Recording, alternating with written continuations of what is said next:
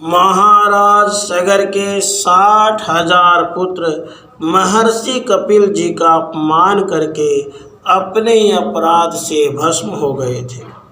उनके उद्धार का केवल एक ही मार्ग था, उनकी भस्म गंगा जल में पड़ी। परंतु उस समय तक गंगा जी पृथ्वी पर आई नहीं थी। वे तो ब्रह्मलोक में ब्रह्मा जी के कमंडलू में ही थी।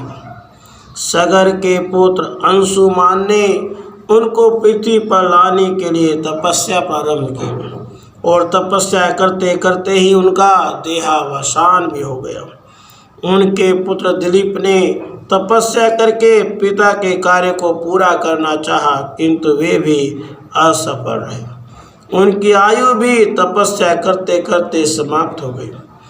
दिलीप के पुत्र भगीरथ ने जैसे ही देखा कि उनका ज्येष्ठ पुत्र राज्य कार्य चला सकता है, उसे राज्य दे दिया और स्वयं वन में चले गए। पितामह जिस कार्य को पूरा नहीं कर सके थे, उसे उन्हें पूरा करना था। दीर्घकालीन तपस्या के पश्चात गंगा जी ने प्रसन्न होकर दर्शन भी दिया और बोली, मेरे वेग को सहेगा कौन? जैसे भी मैं पृथ्वी पर नहीं आना चाहती, क्योंकि यहाँ के पापी मुझ में स्नान करेंगे।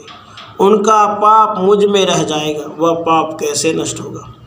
भगीरथ ने निवेदन किया, भगवान शंकर आपका वेग संभाल लेंगे, पाप का भय आप न करें। भगवत भक्त महात्मा गण भी आप में स्नान करेंगे। उनके हृदय में पापहारी श्रीहरि निवास करते हैं, अतः उन भक्तों के स्पर्श से आप सदा शुद्ध बनी रहेंगे। गंगा जी प्रसन्न हो गई। भगीरथ को फिर तपस्या करके शंकर जी को प्रसन्न करना पड़ा। आशुतोष जी ने गंगा जी को मस्तक पर धारण करना स्वीकार कर लिया, परंतु ब्रह्मलोक से पूरे वेग से आकर गंगा जी उन विराट मूर्ति धूर्जटी की जटाओं में ही समा गई।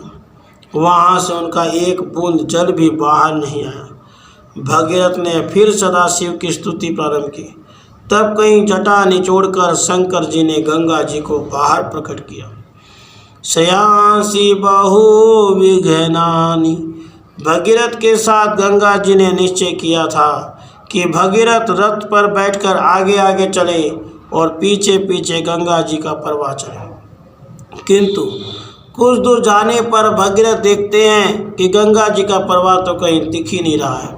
बात यह हुई कि मार्ग में गंगा जी जहनु ऋषि का आसन कमंडलू अपनी धारा के साथ बहा ले गई। अतः क्रोध में आकर ऋषि ने गंगा जी को ही पी लिया था।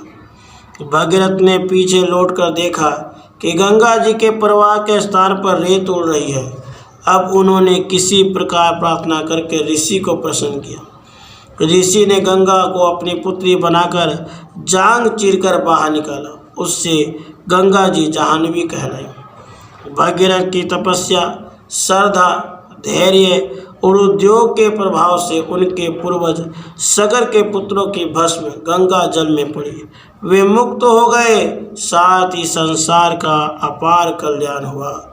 परम पावन गंगा प्रवाह मर्त्य लोक के प्राणियों के लिए सुगम हो गया। राधे कृष्ण राधे।